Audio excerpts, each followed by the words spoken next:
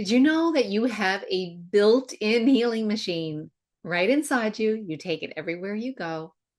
That's what we're talking about today on Wellness by Design. I'm your host, Jane Hogan, the wellness engineer, and my guest today is Dr. Rollin McCraty. Now, Rollin is one of the founding members of the HeartMath Institute. And that's what we're talking about today. It's the heart.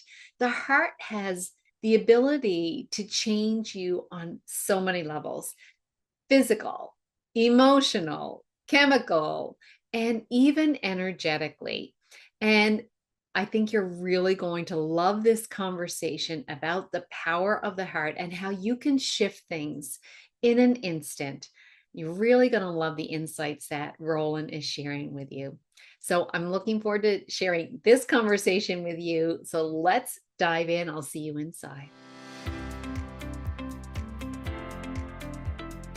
Rollin McCraty, welcome to Wellness by Design today. I'm so delighted to have you here. It's great to be here, Jane. Thanks for inviting me. Well, way back in my training to become a functional medicine certified health coach, I remember seeing some of our lessons, and you were teaching them on coherence and heart rate variability and all about the HeartMath Institute. And so this has been something that's been dear to my heart ever since. And you were a guest on my summit in 2022, and it's comes to me, it keeps coming back to this: heart coherence is the foundation of healing. It really is the foundation of healing, and so much more. Just the foundation of creating beautiful relationships, of thinking clearly, and so many things. So what made this dear to your heart? What you started up the HeartMath Institute, I believe, and so what what is it about this that you decided to make it your life's work? Well, let me first clarify, I'm not the founder of the HeartMath Institute. Okay, all right. I That's wasn't sure about that as I said no, it. that's Doc Childry. Gets credit Oh for that. yes, yeah, I did know that. Yeah, but I am one of the founding members. I Uh-huh. am one of a handful of people who helped, along with him, help start and found the Institute of HeartMath. So I'll take credit for that. But Okay. the vision and emphasis was always been Doc. And so this is a question I could spend our whole time answering, but I'm not going to do that because it's a kind of a long journey. But the real answer is personal experience. Hmm. And so my original career was communication engineering. I used to work for Motorola and always had a deeper curiosity and used to drive professors and things crazy at the university and stuff, asking things like, well, what is a magnetic field or a gravitational this or that? And always get, well, here's the formula. Well, here's the formula. No, no, no, no. That describes its behavior. What is it? Hmm. And don't go away. Don't ask that. It was they were a little nicer, but not much about those kind of questions. And that's really something we don't really still totally really know the answer to. But anyway, that kind of curiosity eventually, long story short, led me to California to get a degree in consciousness studies because that's where I started getting some of the hints at some of the answers I was looking for. And through that, again, much longer story short, I ended up being introduced to Doc Childry, and at a time that I'd already started another company of my own, very successful company actually in electrostatics. And so through that meeting, I was going to spend an hour with this character I'd heard about and spent 3 days, my first meeting with him, and You hit it off. hit it off, and it really had I would say my first, not first, but my much deeper heart awakening to and connecting with my higher vibration, who I am, that he helped facilitate, and kind of got clear on my life's purpose and blueprint, and uh, I'm in a much deeper connection than I had through all the meditations and consciousness studies and all that I did. So after returning home, I had a lot of employees, like 80 some, I think, that reported to me in my company at that time. And I can honestly say that I made more personal progress in the following 3 or 4 months than I had in the years of meditations and practices this is long before HeartMath existed, by taking the heart seriously and understanding that I thought I knew all about the heart because, I have a degree in consciousness studies, right? But no, I didn't. I learned very quickly. I had no clue really what the deeper heart was really about until that. So that's really the short version of the story. And so I sold the company and helped Doc start HeartMath. Wow. Wow. And how long ago was that? Well, the original meeting was 1987. And then we spent quite a few years really learning, practicing the stuff ourselves before we went out, put out a system, and Hmm. started officially the HeartMath Institute in 1991 and the Research Center in around 1992. Wow. So you've been at it a long time. Long time, long time. I'm an Long. old fart now, I guess you could say. But Wow. And what one thing I love about the Heart Math Institute, which I quote so many times in different things that I write and and different my webinars and so on. I love that you do the research because right. we talk about the heart and we know from personal experience how powerful it is, and I know it, but people need the research. Excuse me, people need the research as well, right? And in order to believe it. Was that something when you started this really foundational to Yes, what you're providing, is having the absolutely, research branch? absolutely. And then so yeah, in the very first year, the doc, I had enough. My background made sense for me to start in the research center along with some of the people I'd actually worked with on my company. Mike Atkinson, who's our lab manager, kind of came along with that and some others. So Mike and I started the research center back then and had to learn our way through it. And in all honesty, I later got well, actually two PhDs later, but in psychophysiology. But in those early years, we were, running over to Stanford and getting books from the library to figure out how to hook up an ECG machine. I mean, we were really self-taught in those early years. And in hindsight, I'm really glad it went that way. I mean, we both of us had way deep electronics backgrounds and knowledge and that kind of stuff. But in terms of the physiology, that was new. And in hindsight, what I'm trying to get to here is that I'm glad we didn't have a formal education early on. That came later, because we tried things that shouldn't have worked according to the paradigms, right? Not everything did, but a lot did. Um, which was really interesting. So we didn't know enough not to try certain things. Mm-hmm. It ended up being pretty foundational in a certain way. Mm, I love it. The heart, it's we know it's not just a pump. We Mhm. know there's more going on, and in some of the spiritual teachings that I've learned, they say the heart is the master healer. The heart vibration is the healing vibration. How do we pull all this together? Like, how would you describe the heart? Okay, great question. A lot of the things you're talking about when I dial back to the really the 80s when I got my degree in consciousness, we were same things you're talking about. The heart's this and that, but I think, well, I don't think I know it for me and most of us at that time kind of look at that as, yeah, yeah, yeah, that's a more metaphor. They didn't really know what they're talking about. It's really all about the brain, right? And Mhm. um, well, no, that's where I had a big awakening. So, we can talk about the physical aspects of the heart, right? Yeah. And so now that, in fact, our journey of looking into from really early on, first thing we looked at as as a psychophysiology lab was emotions. And remember, this is the early 90s, and this is years, decades at least before positive psychology, right? There were Right. maybe, this is also before internet. You actually had to go to the library to find Yeah. research studies back then. A lot of trips to our local The university. microfiche and Yeah, all that and journals off photocopying and all that stuff. But anyway, I could at that time find maybe three papers where research had actually taken any kind of an actual research perspective to looking at what a lot of people would call positive emotions. I don't use that language anymore, but um, thousands on the depression and anxiety and these type of things. But there was virtually no interest in the physiology of what happens physiologically when you feel good. when you're actually having the felt experience of something like appreciation or compassion or love. This was pretty much non-existent at that time. So that was, we were kind of early on the curve there because of our own inner experience of knowing that, no, there's more to the heart here than that has to do with these, what I would now call higher frequency emotions. And I can say that because we can measure them as frequencies in a certain way now. But then I couldn't say that. But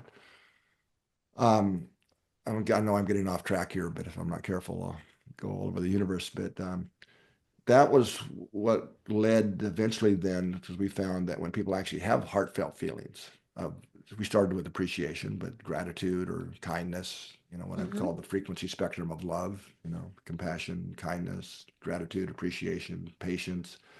Um, that led us, our physiology, to actually literally shift into a completely different functional mode that later years we ended up calling coherence, heart coherence. It was a very measurable state that lots of studies and lots of years of research, and we now know it really is an optimal state.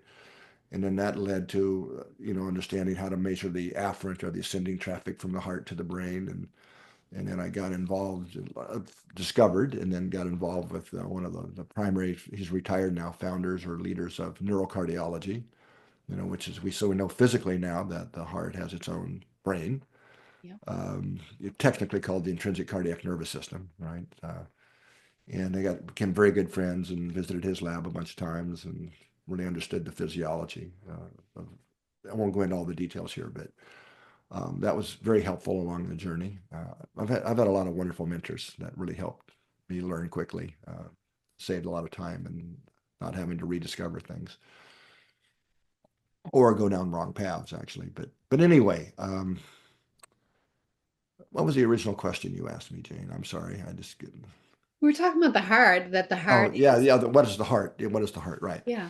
But then, so that was all great. Then, so there's a couple of really kind of significant periods of research focus. So that was early years, is really understanding the physiology of heart-brain communication and how the rhythms of the heart neurally affect brain rhythms and getting the heart and brain in sync. All really important stuff, right? And in certain audiences, that's all I have to talk about to understand coherence and the benefits of it. But so once we really understood the physiology, then we developed the HeartMath tools and techniques, and then later the technology to measure and facilitate learning that, right? But one of the things that we started hearing, and this is going way back and still here to this day, when people practice these skills for shifting into coherence and and through daily life, this is not just a meditation thing. It's really about how do we practice being coherent as we navigate daily life and challenges, right? The what we hear from so many people is that their intuition is on, I'll say, like, they'll use terms like it's on steroids. It's not subtle, right? They're trying to say this is a big shift in our guidance system, my intuition.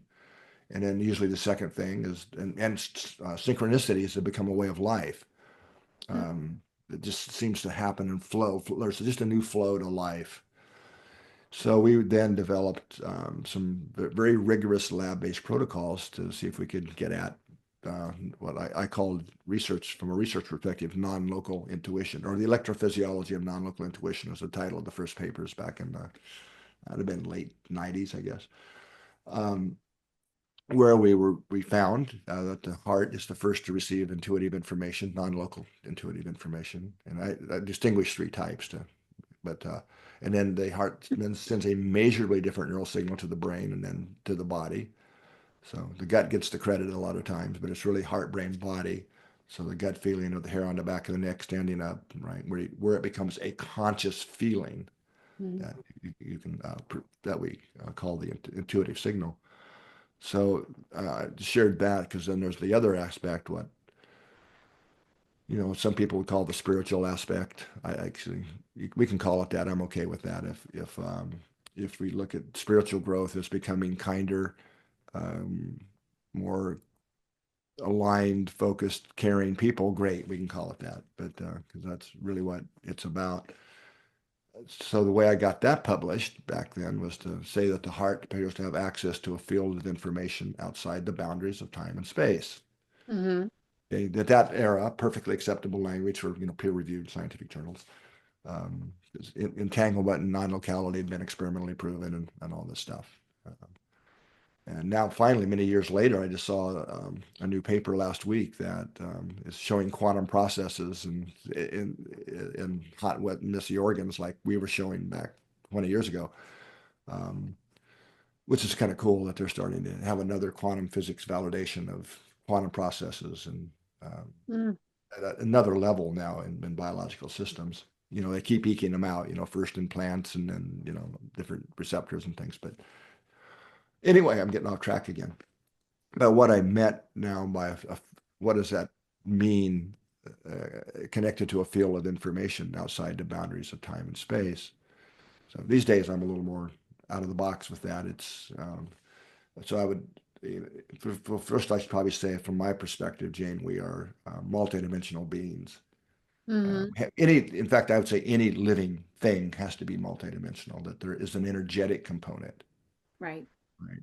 Um, and I can unbreak that a little bit more, but I'm gonna lose my train of thought here. So at the energetic level, we have two hearts, the physical heart, but then what's called the energetic heart, or it's been called the spiritual heart in a lot of traditions for at least 1,000 years. I'm just suggesting here that that's not a metaphor. It's actually real. And the energetic heart is very complex, very real thing with very real complex structures. It just exists at the energetic level, and you can't yet put under a microscope, right? Because we can't put a thought, a feeling, an intuition under a microscope. Well, what we're limited to measuring is the physiological changes that go along with those experiences, right? Yes. So the energetic heart, and these experiments we did back in the 90s that support what I'm about to say, is also in communication with all the DNA. So the DNA acts as antennas that are connecting to the energetic heart, right, as well. But the energetic heart is really the bridge to what I here at HeartMath, we just call it your larger self, Right. right? You can call it your higher self, or if you're more in the spiritual side of things, you can call it the connection to your spirit or your soul, or if you're into religion, the God within, right? Hmm. Doesn't matter. It's all the same Different thing. names for the same Right. thing. So as we get more into that coherent physiological state, that's opening that channel, that communication channel through to the energetic heart to our larger self. So that's a straight line or rapid way of evolving our own individual consciousness. So we're becoming more self-aware, more self-regulated, uh, but self-regulated from that more intelligent part of our own of us. I'm not, and this is an important point, is when I'm saying that it connects us to our larger self. It's us, our larger self, or it's our undivided wholeness. It's not some big, field of global oneness or something. We all Mhm. have our own larger self that is just operating in another dimension that knows what's best for us. Does that Why make wouldn't we sense? want to be in touch with that? Yeah, right. So, yeah. So the heart is it's got an intelligence. It's connected to this bigger part of us. Yeah. And Yeah. um, A way bigger intelligence, right? Another dimension of intelligence. that we can't even really understand. Well, we can start to understand it as we start to wake up and connect to it. Yes. Yes. It's, from my perspective, the biggest problem we have is from a humanity perspective is disconnection, Mm. right? Most people are living from here, right? It's that disconnection from that. And that's part of what it's really about is the evolution of consciousness is connecting with that and then but also then disconnection with others. Yeah. I'm always amazed when I'm teaching in a class or a webinar and I get people to focus on, well, I get them to bring a memory that's very positive and focus on the feelings, the Right. emotion. Well, I kind of use the word emotion as the word and feeling is what's in Mhm. your body. Okay. Um, because I help people with chronic pain, their pain levels will go down Sure. instantly. Yeah. And they know it because I get them to, rate Yeah. your pain out of 10 before and afterwards. And they're amazed at this experience. What would you say is behind that? Is that Yeah. tapping into this intelligence, or is it that Um, we're raising frequency and that's changing our cellular response? Is it the nervous system that's relaxing? What is it, Roland? it's actually both from my perspective. So if we look at the physiology, of heart brain, right? So we've got both as you well know, the sympathetic and parasympathetic branches of the autonomic Mhm. system. And what a lot of people don't realize is that they have, let's take the vagus nerve, which is your main nerve of the parasympathetic side. But this is also true for the sympathetic side, which a lot of people don't, a lot of emphasis on the vagus nerve these days, which is the longest nerve in the body. And there are thousands of fibers, or you can think of wires, right? Going, the vagus nerve comes down through the front of the body. There are thousands, two of them, one on each side. 90% of those neural fibers, many thousands, 90% are going this way from body to brain. Only 10% are down. And that's been ignored for years, right? Well, it's starting to change now, but in the medical side of things and even research. So I'm often quoted by saying the heart sends far more information to the brain than the other way around, because it's true. And this has been known since the late 1800s, right? Because the Mhm. majority of those afferent or ascending neural fibers are literally coming from the heart and cardiovascular system, right? That's where the biggest chunk of that 90% are coming from. It's only 10% are brain down, right? But then you look on the sympathetic side, which will go down through the sides of the spinal column, the sympathetic chains. Well, they also have about 30% of that system is also afferent or ascending, Mhm. right? So it's a lot of information coming from the heart to the brain, right? And it Oh, has, and this goes way back to showing that almost for this discussion to say the quality, with really the patterns of those neural signals go to every major brain center and have profound influences on brain function and our thoughts, feelings, and emotional experience, and so on. However, now when we get into that, what we call heart coherent state I was talking about earlier, which you clearly see in the heart rhythm, you have a much higher HRV or heart rhythm pattern, and it's much more organized. Okay. Well, some of those vagal nerve, afferent or ascending vagal nerves, they don't all go up to the head. Some actually turn and go down into the spinal column. Right? Now, hmm. this is right out of the neurocardiology work. And they inhibit, so when you increase the activation of these vagal neural fibers that turn and go down, which is exactly what happens when you're in a coherent state. I won't go deep there, but that's clearly what's happening. You literally inhibit the pain pathways, the thalamic spinal tract, they're called pain pathways. So you're inhibiting pain signals at the level of the spine before they even get to the brain. That is amazing.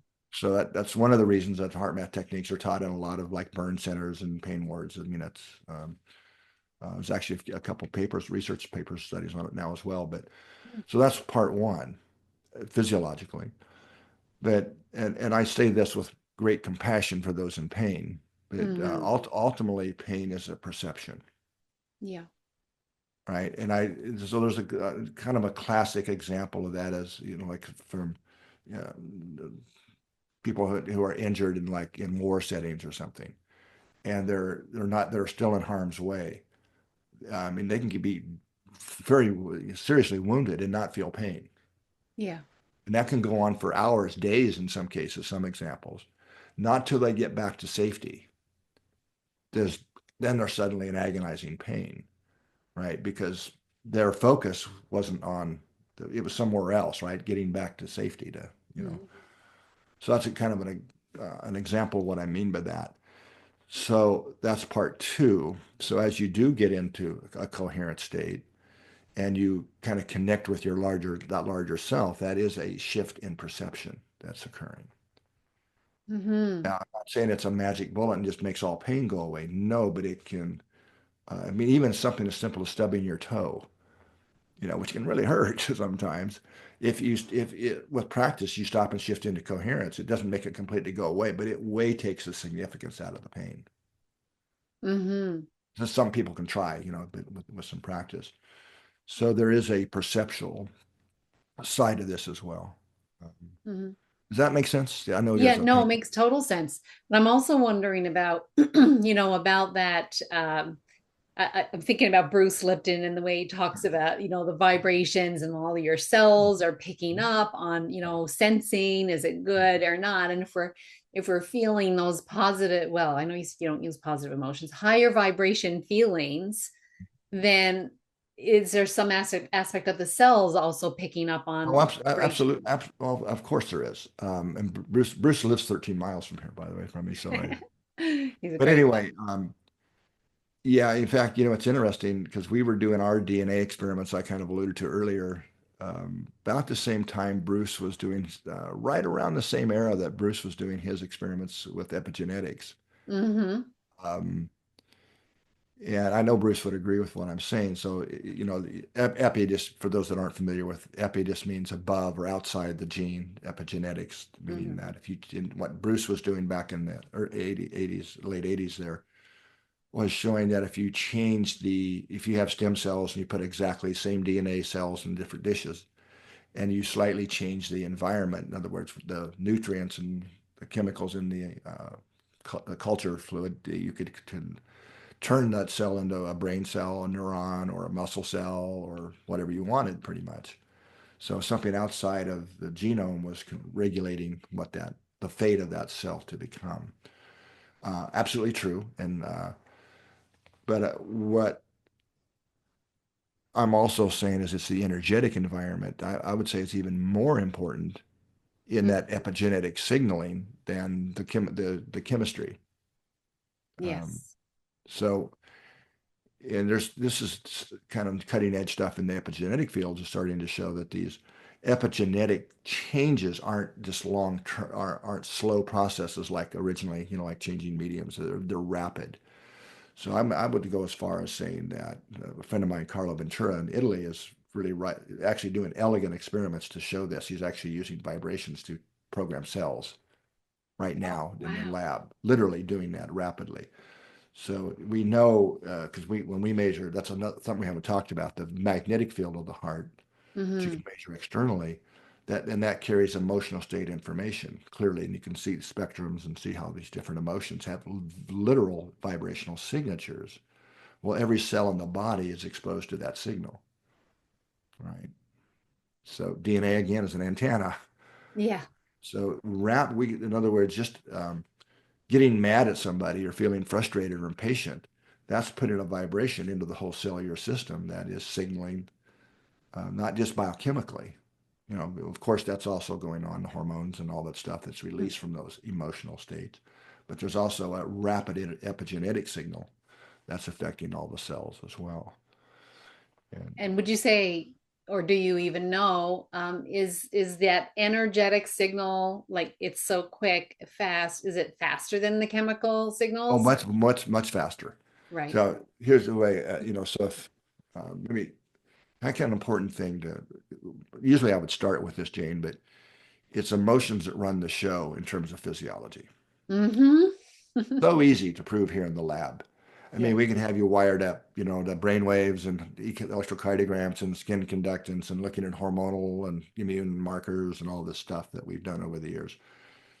And, a stress protocol, supposedly, you have people subtract serial sevens, mentally and all this kind of thing, or different cognitive workload things. Yeah, you can measure some changes, but nothing compared to when you evoke an emotion.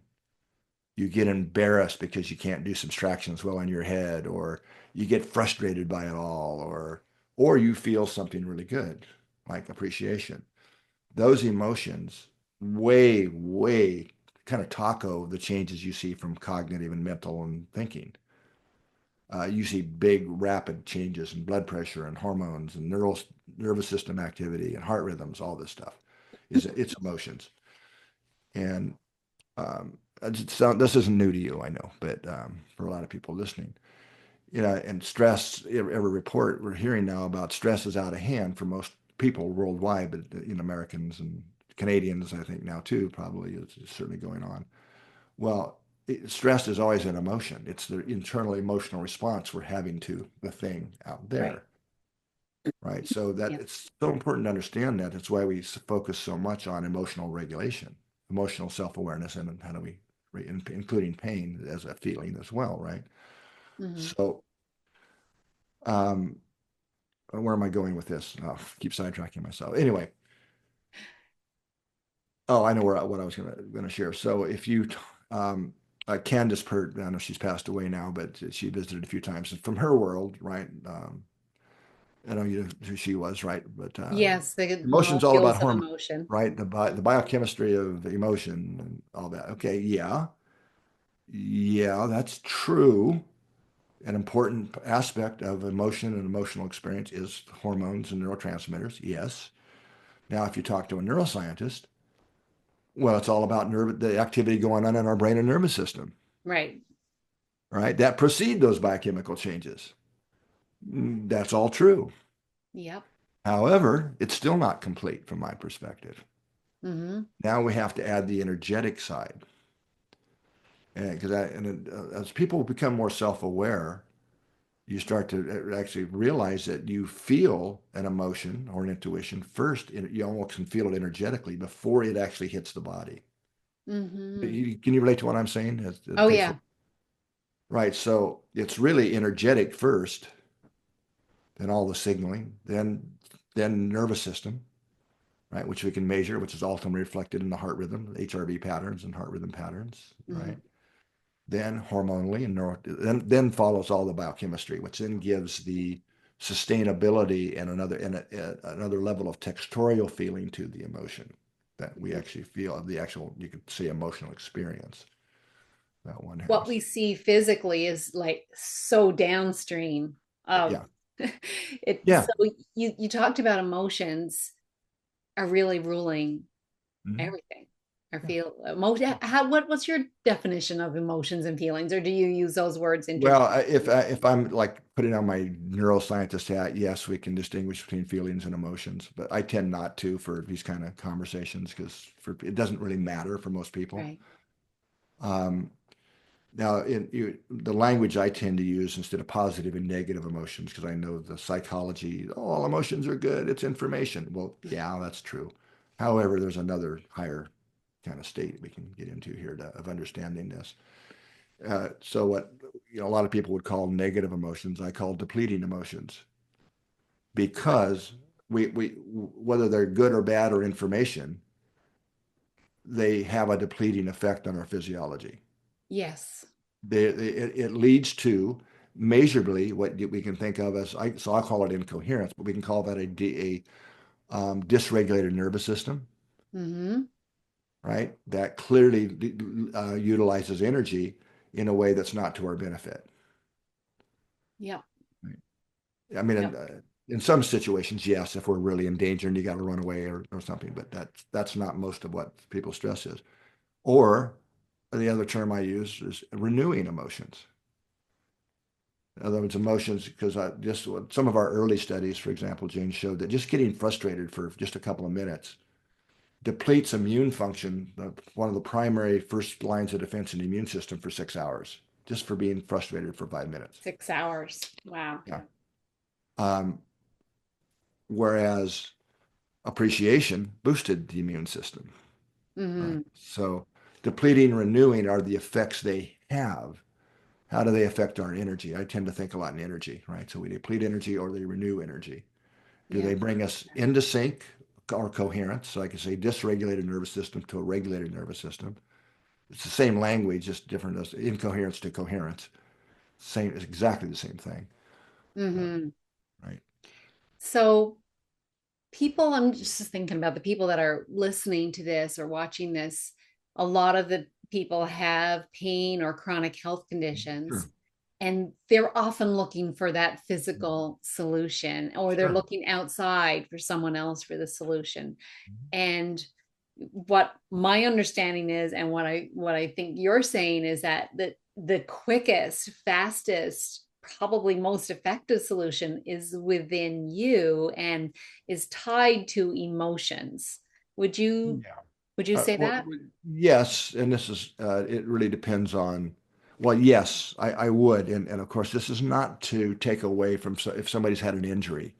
Yes, of Pain course. and things, of course. I mean, I just had a knee thing going on, and yeah, I went and saw the specialist on it and found out what was going on, and of course, Mhm. so I'm not trying to, you know, disregard that, but at the same time, the emotional diet or environment has a lot to do with especially more of the chronic conditions. Yeah. And because as we learn to get more coherent, we're now, I'll use the word flooding the system with regenerative biochemicals and hormones that actually facilitate the body's natural regenerative and repair systems. If we're in the stressful or depleting emotional side, well, we're doing the opposite, right? Yeah. So I mean, the amount of research now, especially on heart coherence feedback, where you have devices and you practicing getting coherence and sustaining it. It's amazing what's just happened. Some really elegant research in the last few years showing that by changing the rhythms of the heart and all that, so you're changing that patterns going to the brain, literally and measurably rewires the brain. Beautiful. And like so we see measurably increased neural mass in the frontal cortex, which is where we self-regulate from, foresight, right? Hmm. Uh, Discrimination of appropriate behavior, goal setting, right? And then it also significantly increases the neural connectivity between the frontal cortex and the amygdalas, our subcortical and emotional response centers. So this is amazing research, and those changes correlate with better mood regulation, less anxiety, less, on and on. I mean, it's just a very, very long list now, Hmm. which kind of And makes sense. We're taking the stress, the burden off of our, we're getting a dysregulated system, which is out of sync, literally, yeah. into a coherent or in sync or regulated system, which can now conserve energy, put that same energy we were wasting to repair and rebuilding and healing. And it has a ripple effect outside of us as well, right? It affects our relationships. It affects the people that we are in touch with. So, um, Well, another sure. beautiful reason. Well, yes, there are changes in our behaviors, but there's another element, and this is where my communication engineering background was really handy. And one of those things that we weren't smart enough not to try, that I kind of talked about earlier. Yeah. So, Jane, when we put electrodes on the body, to measure the electrocardiogram, and we stick them on a person's head to measure the electroencephalograph brain waves. Hmm. Well, it's called electro for a reason. You're literally measuring electricity. I'm using the word literally a lot here, but that's what the electrodes see is current flow. Hmm. Whenever you have a flow of current, I mean, this is basic science, right? 101 physics. You create a magnetic field. Same thing, right? Hmm. So now the heart, of course, is 100 times more than the brain, current flow. So you create one of the qualities of the magnetic field, the electrodes don't see that. They just see current flow. You need a different instrument to measure the magnetic field that's generated from that current flow. That's Hmm. called a magnetometer. Pretty simple. Um, and one of the qualities of the magnetic field is they go through things. This is why cell phones work indoors, right? It's the magnetic part that's going through the windows and the walls. You can even be in an elevator, right? Make a cell phone call, right? So no magnetic field, no, right? Electric fields are different. They're shielded very easy. So um, just like in our cell phone, we're using the field to carry information. It's the same thing. Well, nature beat us to all this, right? So the magnetic field is clearly carrying information about our emotional state. We can measure that in the different vibrational signatures, of different emotions. In fact, we can stick a magnetic probe out here, and of course, in clinical research, you get them as close as you can. And by the way, most larger hospitals have what are called MCG, magnetocardiograms. This is not some fantasy. I mean, they exist all around us, where you never touch the body. You just measure the magnetic field and can peer deeper inside to what's going on in the heart or the brain by measuring the magnetic fields. But you can back that sensor up quite a few feet and still detect the heart field. It's about an inch for the brain, right? So clearly, in our energetic domain, the heart's the big player. Hmm. And we know it's carrying this vibrational information, of course, going to all of our cells, but also to others. So once we did this again back in the 90s for us, but so then the next step in that series of experiments was to ask the question, well, okay, that's neat, but so what? is our nervous system acting as an antenna to receive these other biologically generated signals? And that was actually an easy, again, this is all stuff that shouldn't have worked, but did. And was actually pretty easy to do. So there's what this means that you said about others, right? So the reason I'm sharing this, there's always an energetic level of communication going on when Hmm. people are together. Right? And, of course, you've got, your tone of voice and facial expressions and body language all conveying emotional information. But there's also this other, for most people, unconscious and in a way deeper level of communication going on between people. I think a lot of people have even sensed that before. You Sure. know, sometimes you can walk into a room and no one said anything and you can sense you You know it, right? Yeah, something. feel it, right? Or it Yeah. feels really good to be around some people, Or right? it feels really good. Yeah, Yeah. you're Yeah. Or attracted. even places Yeah, like I yeah. remember going to Hawaii. I mean, it just felt wonderful. And then there was another time when my husband and I were in this old castle in Scotland, and there was like this dungeon kind of place where people were held and tortured, and it felt awful, like it was palpable Yeah, going in there. um so I like even places I think can hang on yeah, to. yeah. Well, everything is energy, we know that. We know that even Well, physical land well, is and you can actually condition space. Mhm. That's a whole other, that's off topic for today, but maybe sometime in the future. Part two, we'll talk about that one. This is so good, Roland. And so we started off talking about kind of nervous system and how the heart has an impact on our nervous system. And so the people listening, watching might be wondering, well, what can I do that's going to have an impact? We talked about emotions. Where does it begin? Yeah. Sure. I mean, the first step in most of the heart math techniques is called heart focused breathing. Yeah. And I'm sure breathing techniques are not new to you and a lot of the people listening, No, and I probably. share heart focused breathing a lot. Yeah. I mean, breathing techniques, when I did a lot of training, we had the honor of developing the resilience program for the U.S. Navy. Oh, Um, and I personally trained quite a few years ago now, but about 5,000 men and women going out in the highest risk mission of all missions in the military at that time. And this mission had the highest risk of what they called stress injuries, um, you know, suicide, serious anxiety, depression, stuff like that. And I would often ask these groups. They were usually groups of 30 to 50 in a cohort that went through these trainings that I did along with the operational stress control officer for the Navy, and would ask them, how many of you've learned a breathing technique? And it was really interesting because in some of them, some groups, about everybody raised their hand, others none. Um, yeah. And those that did, I'd just ask, well, in what context? And it was amazing, Jane, to hear the tech, everything from being a better shot to scuba diving to Lamaze to meditation. I mean, so breathing is taught in a lot of places. And I look at it like grandma's wisdom, mm-hmm. right? If you're a little kid and, you fall down, scrape their knee and they're crying, what's grandma do? You pick them up, make sure your blood's not squirting out and they're okay. But what does she usually say? Breathe, honey. Take a few breaths because we know that somehow takes the intensity out of an emotion, Mm-hmm.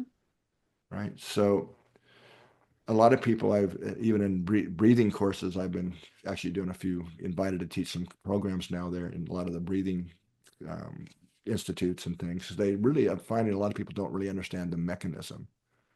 Mm-hmm. So I mean, I don't want to go in depth here, but there are neural connections that go from the lungs, well, directly to the heart, but also primarily up to the brainstem. And when we breathe in, they basically turn down, like if you think of it, a rheostat, a light dimmer, that decreases the parasympathetic or uh, outflow through the vagus nerve to the heart. So heart rate goes up.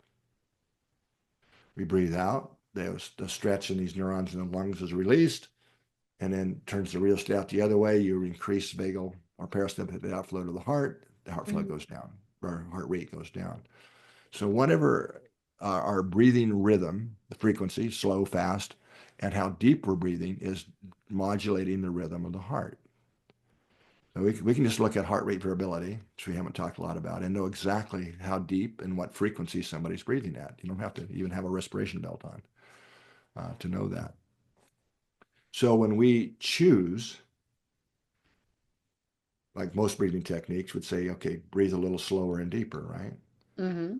Well, that's changing the rhythm of the heart, which is now changing the signals being sent to all those centers in the brain, including the amygdala, which is monitoring that.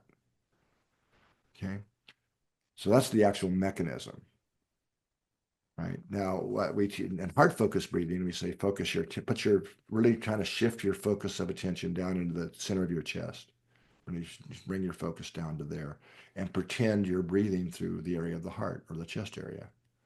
Breathe in a little slower and deeper than normal and find a rhythm that's comfortable. Now, as it turns out, uh, we humans and all animals have what's called a resonant frequency. This is a real thing that has to do with both the mechanical and neural activity between the heart, lungs, and brain. And the resonant frequency for the vast majority of the population of Earth, of humans, is a frequency, and frequency language is 0.1 hertz. Now, what that in time, that is a rhythm or one cycle every 10 seconds. Mm. So most people are going to find, with some practice, that their natural, most comfortable breathing rhythm is 5 seconds in, 5 seconds out. Okay. Now, for some people, starting there is going to be uncomfortable because it's not familiar Yeah. to the amygdalas, right? And it's a mismatch, but that's doesn't mean it's not the healthier breathing rhythm. They just have to stay with it long enough to get that new familiar. So heart focused breathing is a great technique you can use when you're starting to get frustrated or impatient or feeling pain.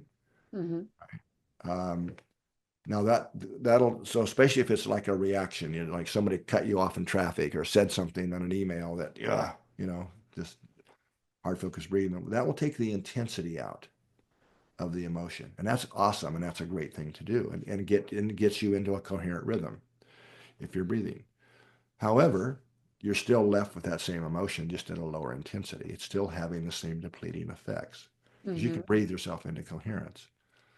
Now, the next step and there's about 8 core techniques. I'm just kind of giving you a rounded off here feeling it, but it's to now activate a regenerative feeling. That could be a feeling of kindness or appreciation, or it could just be simply breathing in a feeling of calm Mm-hmm.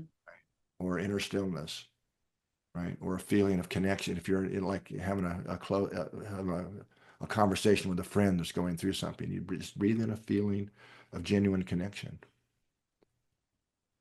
right? And deep listening. Right, so now you're shifting the emotional state, and that's taking you into that deep, at the energetic level now, into that deeper state of coherence and opening that channel I was talking about between the heart, brain, and our larger self. So now we start being more connected with ourselves and others through the energetic system as well. Does that make sense, Jane? Oh, makes total sense to me. So we're not just doing the breathing, we're doing the breathing combined with, I'm getting used to your language, a regenerative emotion. Yeah, And that yeah. has an amplifying effect. Yeah, and it doesn't necessarily have to be for some people. Maybe it has a traumatic experience or a lot of pain. You're just trying to breathe appreciation, for example, which would be a Yeah. regenerative emotion. No, come on. You can't. That's where breathe a feeling of calm, Yes. Okay. right? Or inner stillness. Or Mhm. I mean, it's amazing because you can really breathe with practice. Like I do a lot of hiking here in the Santa Cruz Mountains, a lot of hills. I'll actually breathe a feeling of levity. It makes a difference. Mhm. You know? It's something that's being taught a lot in neuroscience for pain relief is combining noticing the pain and but feeling safe. So feelings of Sure. safety, which is Yeah. kind of what you're talking about there, is just like, okay, Yeah. I'm calm. I can be calm, have the pain, and be calm at the same time. Yeah. And that Yeah. helps change Yeah, the experience. in some cases, there's an inner attitude that goes along with that of sometimes you just have to make peace with what is. Mm-hmm.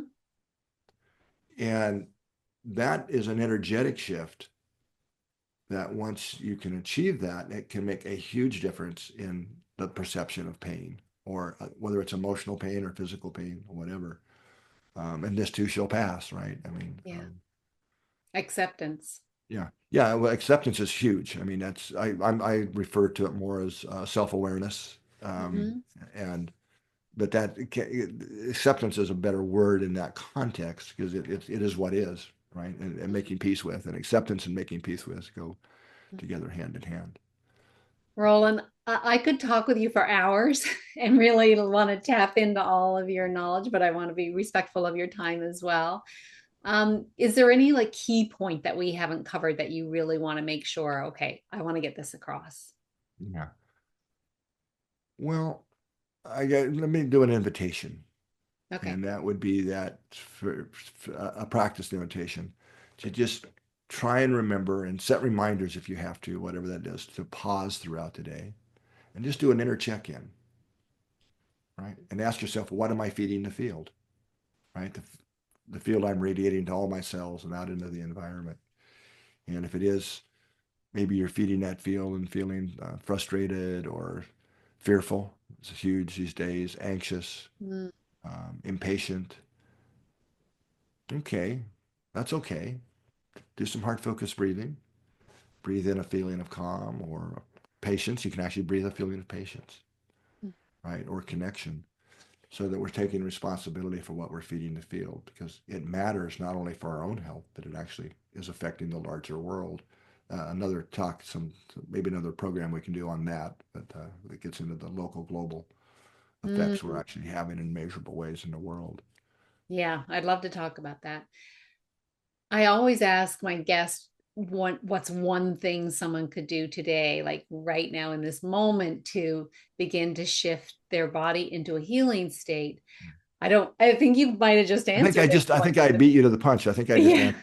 Right. I think you did. So, Just if um, nothing else, just practice heart focused breathing. Just practice yeah. that shift to focus. It matters where you focus attention, by the way. It's not just and I know a lot of people are into abdominal breathing. That's great, but it's actually heart focus is starting to open that connection and that deeper connection.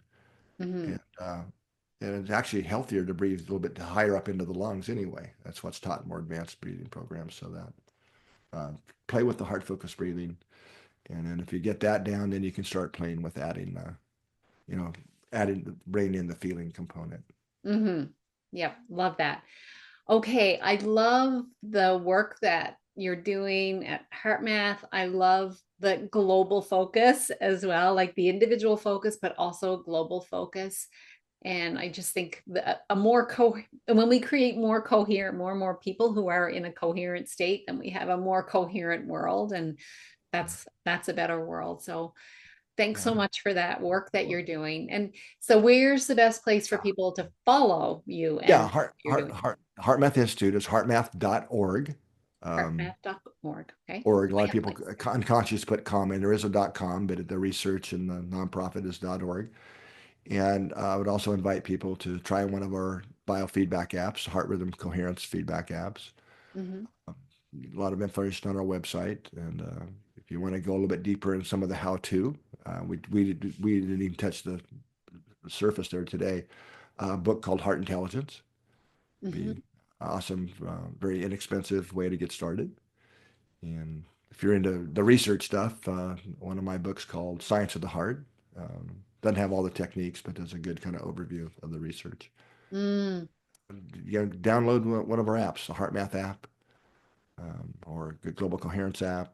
Um, Such great work, and all of that science that I've seen you've got many papers published, and just really helping people understand that this is real. This is real and has a physiological change, an energetic change and a physiological change on you and can affect your life.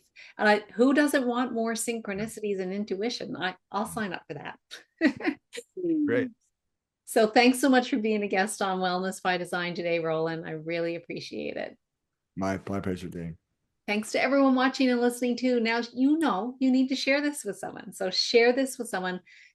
help them understand the power of their heart, the power of their regenerative emotions, and how this can change themselves, change the people around them, and change the world. We'll see you again soon on Wellness by Design.